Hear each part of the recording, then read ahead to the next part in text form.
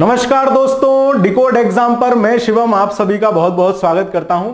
Daily mentorship programme के आज हम लोग तीसरे रिवीजन राउंड में आ चुके हैं और आज कुछ नए साथी भी हम लोगों के साथ आए हैं जो लोग 10 दिन में बेहतरीन तरीके से हमारा अपना रिवीजन करना चाहते हैं। तो आप सबका फिर से खूब सारा वेलकम है। ठीक है, चलिए तो आज से हम क्या करेंगे, जीएस के जैसे अपन जो पुराने छात्र हैं उनको पता ही है डेली कैसे टारगेट मिल रहे हैं, नए जो जुड़े हैं वो चीजों को समझते चलेंगे और पढ़ते चलेंगे अच्छे से। ठीक है, आज पहले दिन आपको हिस्ट्री से शुरुआत करनी है, क्या क्या पढ़ना है ना, कैसे कैसे पढ़ना है। आपको अगर वीडियो बार बार ना देखना पड़े तो आप क्या करेंगे, डिकोड एग्जाम के टेलीग्राम चैनल पर चले जाएंगे और वहां इसका पीडीएफ मिल जाएगा, उसको प्रिंट करा लेना, टिक करते चलना कि ये रिवाइज हो गया कि नहीं हो गया। चलिए शुरू करते हैं सुबह की बेहतरीन लाइनों के साथ। आज इंतजार करने वालों को सिर्फ उतना ही मिलता है जितना कोशिश करने वाले छोड़ देते हैं। और मेरे दोस्त यहां कोशिश करने वाले बहुत है, छूटा हुआ कुछ मिलेगा नहीं, खाली पत्तल हाथ लगनी है। इसलिए इंतजार नहीं करना है,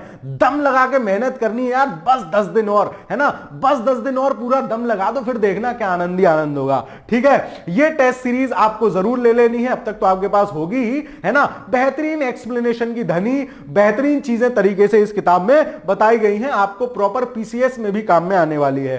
हिंदी का तो वन स्टॉप सॉल्यूशन है ही है, डिकोड एग्जाम की बुक। ठीक है, जिस दिन पेपर देके आओगे दिखाऊंगा कैसे 60/60 छपेंगे। ठीक है, चलो आगे चलते हैं।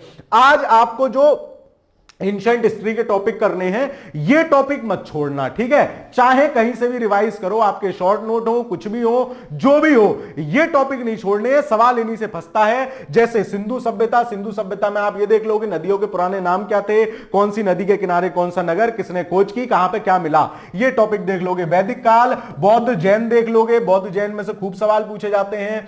600 ईसा पूर्व की राजनीतिक दशा में कुछ नहीं देखना है, सिर्फ प्रमुख 16 महाजनपद कौन कौन से थे और उनके नाम क्या क्या थे। लो एक फैक्ट तो मैं ही बता के चला जाता हूं, 16 में से 8 उत्तर प्रदेश में थे। ठीक है, ये भी फैक्ट आपसे परीक्षा में पूछा गया है। ठीक है, फिर मौर्य मौर्योत्तर काल, इनमें कुछ नहीं देखना, प्रमुख राजवंश और उनकी वंशावली या किसी से संबंधित कुछ महत्वपूर्ण अभिलेख इत्यादि हैं, उनको देख लेना है। सेम चीज गुप्त गुप्तोत्तर में करनी है। और प्राचीन भारत में स्थापत्य कला और साहित्य, कौन सी किताबियां किसने लिखी, कौन सा मंदिर कहां, ज्यादा कहीं ना घूमना चाहो तो ल्यूसेंट में लास्ट में दे रखा है, उसको चाट लेना, सारा चीजें वहीं से क्लियर हो जाएंगी।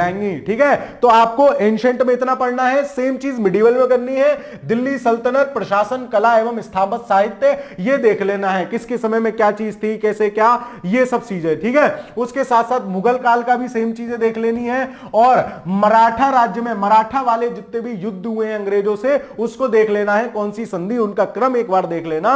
उसके साथ साथ उत्तर मुगल कालीन जो मुगल काल है, उसकी जो शासक वंशावली है, किसके बाद कौन आया, किसके बाद कौन आया। ठीक है, इसको जरूर देख लेना। ठीक है, इसको जरूर देख लेना, इसकी कोई ट्रिक देख लेना अपने हिसाब से, क्योंकि क्रम से कई बार सवाल पूछा गया है। क्रम ना पूछेगा तो मैचिंग में लगाने को पूछ लेगा, किसका काल कब से कब तक, आपको क्रम पता है तब भी आप क्रोनोलॉजी सेट करके ले जाओगे। तो एक सवाल सिर्फ 2 मिनट 5 मिनट पढ़ के एक टॉपिक से आएगा, तो उसको हमें छोड़ना नहीं है। तो आपका जीएस का आज का इतना टारगेट है। हिंदी में आज आपको 2 चीजें करनी है। मैं एक दिन, जैसे कुछ टॉपिक हिंदी में बड़े हैं कुछ छोटे हैं, तो जो छोटे टॉपिक है उनको एक दिन में पूरा लेंगे, जो बड़े टॉपिक है उनको एक दिन में 2 टॉपिक, जो छोटे टॉपिक है उनको एक दिन में 2 ले लेंगे, बड़े वाले को सिंगल ले लेंगे। जैसे आज आपको सामान्य हिंदी में विलोम शब्द उड़ा देने हैं, पूर्वावलोकन कर लो, प्रीवियस ईयर कर लो, काम खत्म। आपके पास समय नहीं है तो टाइम है, डिकोड एग्जाम की book the one on only solution. और विशेषण विशेष से आपको कर लेना है। ठीक है, विशेषण विशेष से के तो पीवाईक्यू ही कर लेना, ज्यादा चक्कर में ना पड़ना, बहुत है, काम चल जाएगा। ठीक है, फिर उसके बाद अर्धवार्षिकी का तो घोटा लगाते ही रहो, 20 पेज डेली पढ़ते रहो। अब तो कितनी देर लग रही होगी यार, अब तो 20 पेज 3 बार पढ़ चुके हो मेरे दोस्त। अब तो 20 पेज जो पहली बार पढ़ रहे हैं उनकी दिक्कत है, लेकिन जो 3 बार पढ़ चुके हैं 20 पेज चुटकियों में से 20-25 मिनट में जाएंगे, आपको आंखों में दिखेगा कि क्या मुझे याद रखना है, क्या इसमें से ध्यान रखना है। ठीक है, चलिए उसके बाद डिकोड, अब हम पीछे से टेस्ट लगाने शुरू कर रहे हैं, क्योंकि रिवीजन 2 में हमने लगा लिए थे। ठीक है, जिन्होंने रिवीजन 2 में नहीं लगाए हैं वो अपने हिसाब से देख लें, 2 टेस्ट लगाएं कैसे करेंगे। ठीक है, मैं डिकोड एग्जाम का टेस्ट 10 लगाऊंगा आज के दिन। ठीक है, लास्ट वाला टेस्ट, सामान्य अध्ययन का टेस्ट 10 लगाऊंगा, और मैंने पहला लगा लिया है, उसका एक्सप्लेनेशन में जो मैंने अंडरलाइन की है उसको रिवाइज करूंगा, है ना। सिर्फ एक बार पढ़ने से काम नहीं चलना दोस्त, रिवीजन भी तो जरूरी है, रिवीजन मेन फोकस है मेरा, है ना। इसीलिए मैंने आपको सोचो ना 1 जनवरी से ऐसे खींच के लाया हूं यहां तक 3 बार रिवीजन के लिए। ठीक है, तो ये आपको कर लेना है। बस आपका आज का टारगेट यहीं समाप्त होता है। इतना टारगेट रात में 2 बज ले चाहे, पूरा करके ही सोना है यार। देखते हैं कैसे हमको चीजें रोक लेती हैं। खुद से अंदर से लड़ो, जुनून होना चाहिए लड़ने का इस समय, ठीक है। चलो मिलता हूं कल सुबह दोबारा से नए टारगेट्स के साथ, कल के टारगेट्स के साथ। आज आपको इतना पूरा कर लेना है।